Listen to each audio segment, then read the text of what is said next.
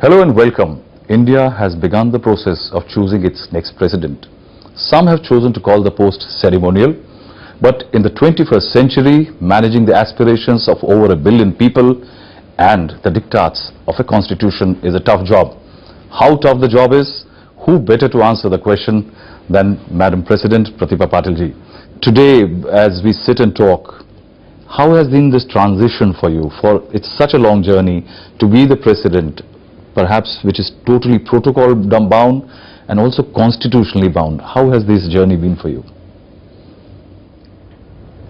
So this journey has been sometimes smooth, sometimes rough, and but I have walked through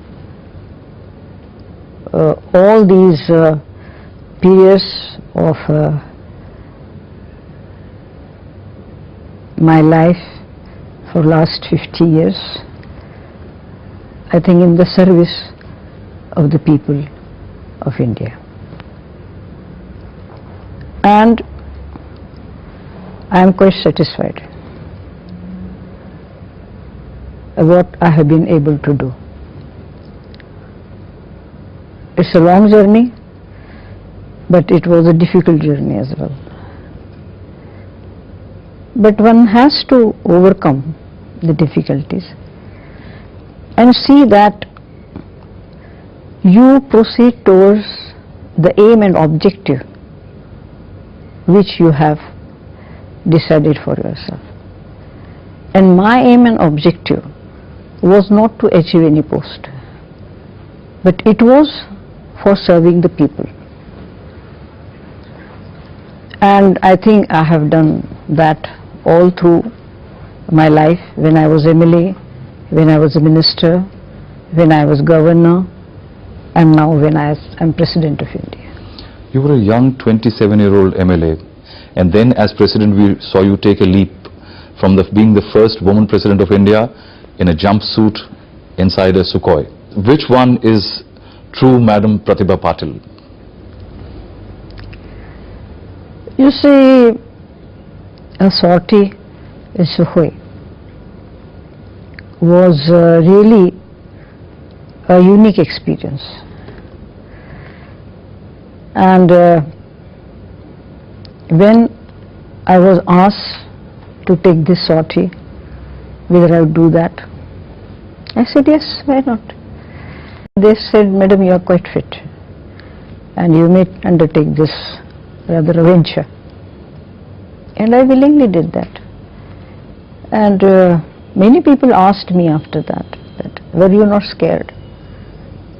I said, no, not at all.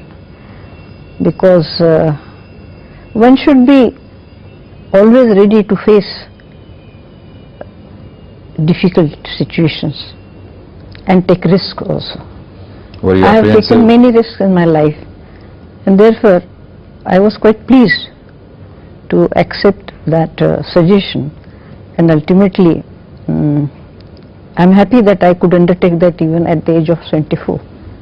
Madam, was it equally difficult and were you apprehensive? Like the Sukhoi moment, did you also think when you were given the ask, when you were asked to take over as the President of India?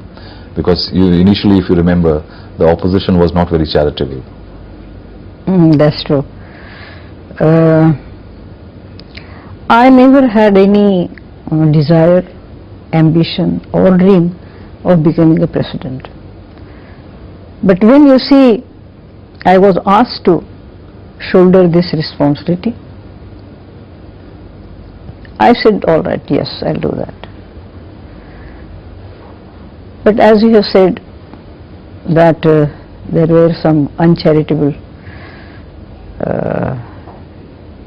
remarks or whatever it is, that did perturb me, because all through my life during the 45 years of my service, I was not required to face this. This suddenly came. So I was a little bit hurt also. But nevertheless, after all, this is a democracy. People have every right to say whatever they want to. And therefore, I decided that I will act according to the Constitution and shoulder the responsibility and do my duties as the Constitution requires me to do. There is a lot of talk about the utility of presidential tours, and for example, that why does a president need to go, why does a large entourage need to go? How do you perceive it after 5 years? Do you think you have been able to create some kind of a diplomatic legacy or been able to present India's case at the global platform? Yes, this is a good question. See, there are three parts of your question. One is why these visits?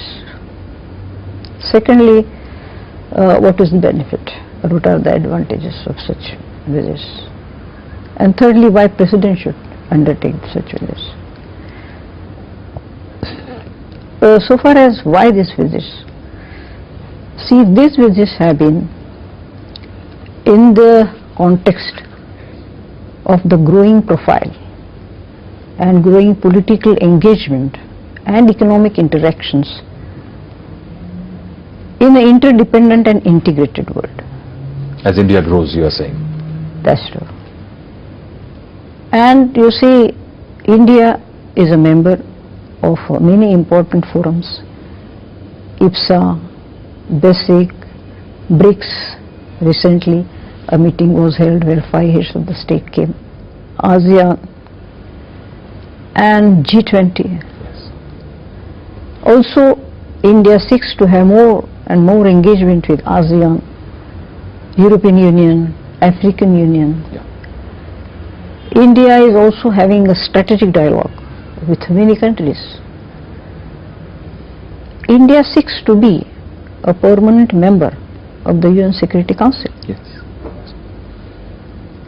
India has been elected as a non-permanent member of the UN Security Council and with a overwhelming votes. It doesn't happen automatically. The question being asked is why should the president go? Yeah. Now why the president should go? President doesn't go at his own or her will. Government gives a suggestion which places the president should visit, and they suggest the countries which the president should, based on some factors, based on some foreign policy. And you see, upon the suggestion and program chalked out by the government, president undertakes the visits. I visited Tajikistan and Spain, where never before Indian president had visited. I visited Laos and Cambodia after 50 years of presidential visit. Does it have an impact? Does it have an impact that people of that country suddenly do escalate or heighten their attention to the trip if the president of India goes? Have you found that feeling? Very much, I tell you. Because they feel that government and particularly India has given them importance by sending their president here, the highest, the senior-most functionary of the government. Senior-most functionary of the government. And that, you see, enhances the bilateral relations, the friendship, and you can work closely with them. Is it also that people-to-people interaction, business interaction? So many things. The president being there is a stimulus in terms of creating better awareness among the people about India? And that's very true. You see, president visits all the leadership there, the parliamentary exchanges are also there, because with the president, minister, member of parliaments and officials, high officials, they also accompany. This, along with this, of course, they feel that they are coming close to India. I have seen that there is lot of desire on many countries to come in close contact with India and develop their relationship. So this helps a lot in strengthening your bilateral relationship and creating a goodwill. I visited China, I visited UK, I visited Russia, which are the very important members in the P5. in the United Nations Security Council. I had been to, my first visit was to Latin America, and India seeks Latin America to be their important partner in the world.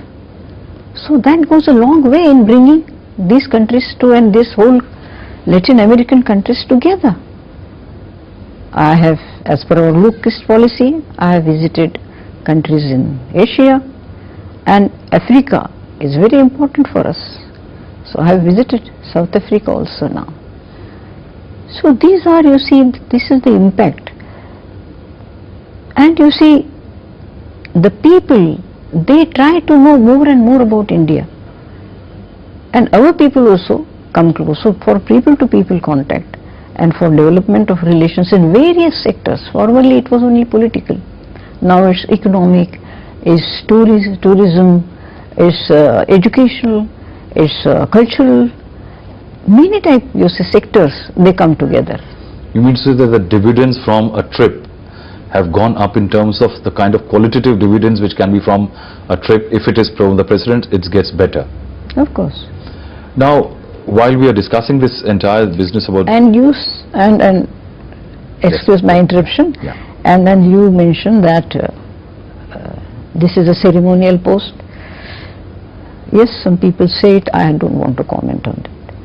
But I would like to say that all these visits are organized in a all serious manner.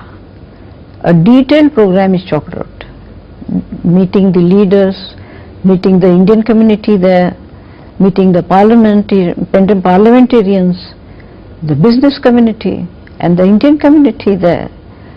And when you see the discussions, a restricted meeting with the head of the state is held, there is, you see, the whole delegation sitting there along with both the presidents, their external affairs minister. From here one minister comes and their foreign affairs secretary is there, our secretary, my secretary is there, other officials are there. And the talks are held in all seriousness, and whatever transpires, that you see goes in their record, and follow-up action is done by both the governments. So it is with all the seriousness that the talks are held, and thereafter follow-up is also done. So people may say it is ceremonial, but then the visits are not ceremonial. They are very serious.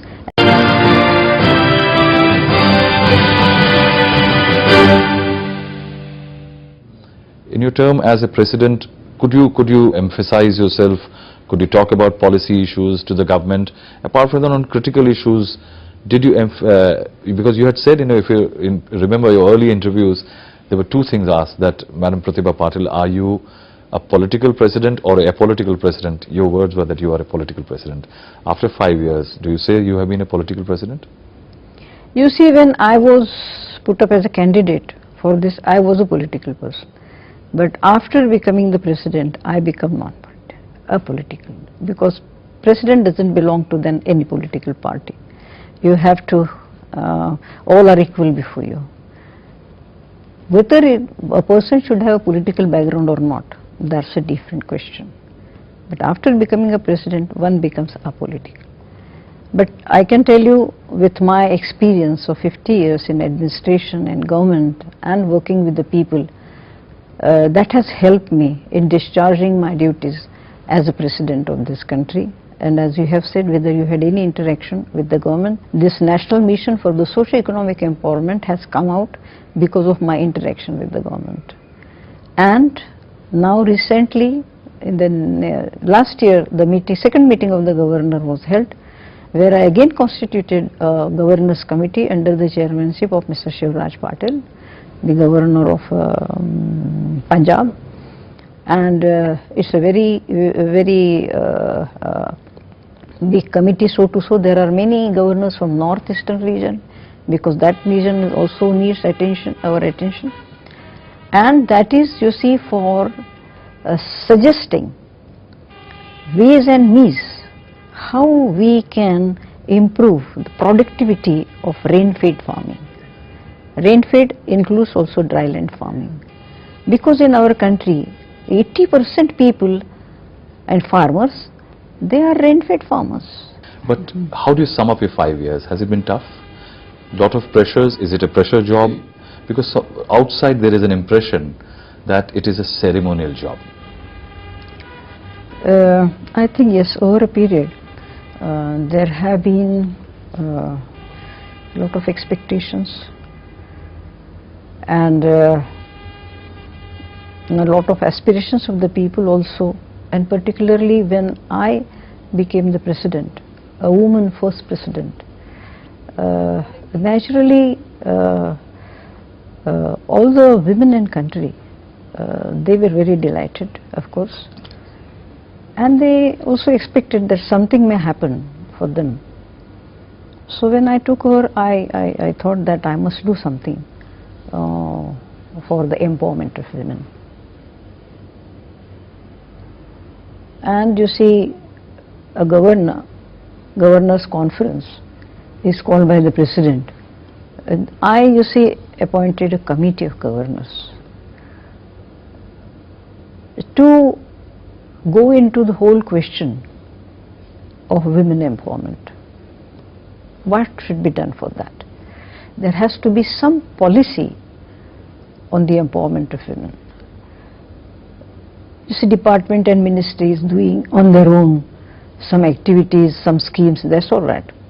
But there has to be some policy initiative in that will give a further boost up to the development of the women. Then you see, I discussed with the Prime Minister that see, this is necessary, their own reservations, whatever it is.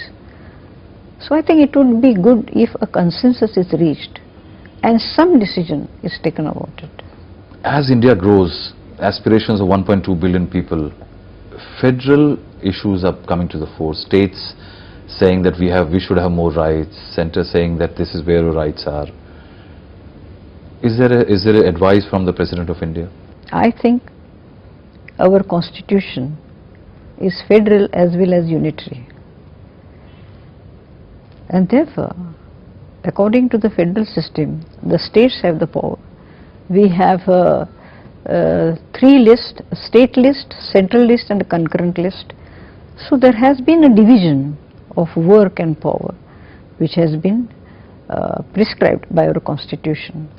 By doing so now, sometimes you see there is, this sort of I won't say confusion, but aspirations of the states, whereby they feel that these are the matters which we only can handle or deal with. So I think in these circumstances there should be a balancing between the role of the state government and the role of the central government in view of this larger interests. You took over at a time when the economy was booming. 2007 was a good period. Now you are at a time, after 5 years, we find suddenly the economy is slightly faltering. Inflation is very high. A lot of states are having a lot of troubles. How do you view all this? Is there a sense of worry in the mind of the President of India? Yes, there is of course worry, but only worrying won't help. You have to find solutions. You have said the economy is faltering.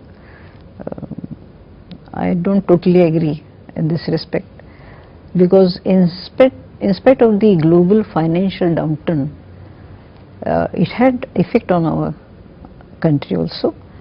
But then in spite of that, we were growing at the rate of 6.5%, because of course it is my government. I want that government should be very strongly doing its work, and but at the same time I think it is also the people of this country who should stand together. From the Raisina Hill, how have you viewed this whole churning in the nation on the issue of accountability and corruption? Yes, this churning has started, and it's not bad. It should happen, because there have been such issues of corruption, and those should be tackled, no doubt about it. But you see, at the same time, we have to see that the ill is removed, but the institutions are not hampered, Are protected. are protected. As I said before in one of my speeches, that if there are bad fruits from the tree, you should shake the tree to bring down the bad fruits. And if it comes into media, it will come. Any unfinished agendas that during your president's rule which you would have liked to do? My unfinished agenda, as I told you, is completing the report for the farmers, which will benefit 80% community of our farmers. And then you see, I was always talking about, and I feel very, very strong about it, and I am passionate about it, to remove the evils from the society. A child marriage, may it be child marriage, a female feticide, you see this addiction to different, maybe drug addiction, addiction to liquor or whatever. You see, that is spoiling, you see, the health of our country. So you will have to have very concerted and very well-planned efforts to see that these evils are eradicated. And I have been talking about that at Rashtrapati Bhavan also, when the instances came to my knowledge about child marriage. You see, I called the girl who protested against that, and then I called her to Rashtrapati Bhavan. I encouraged her to do it. I said, you go to your friends also, other girls, and tell them that they should also protest. And it has impacted very well in the whole that area. The girls are, you see, become very self-confident, bold, and they go across and say that we don't have to have a child marriage. We will see when to marry, but first let us educate ourselves. So this is the atmosphere that is being created there.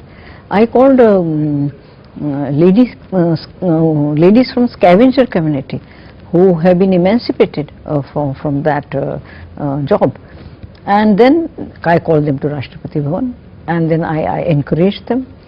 So also in this female feticide, I have attended many conferences. I had gone to Punjab and I addressed a very big rally there to stop all these practices. It's amazing. Imagine that the girl child is being killed every day. Do you think something newer needs to be done on all these evils?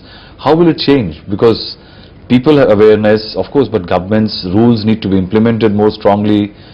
Do you think somewhere the efforts of the government and the machinery and the apparatus has to improve? Of course the apparatus has to improve, but now they are getting more and more conscious about it. And you see, what is needed is changing the mindset of the people.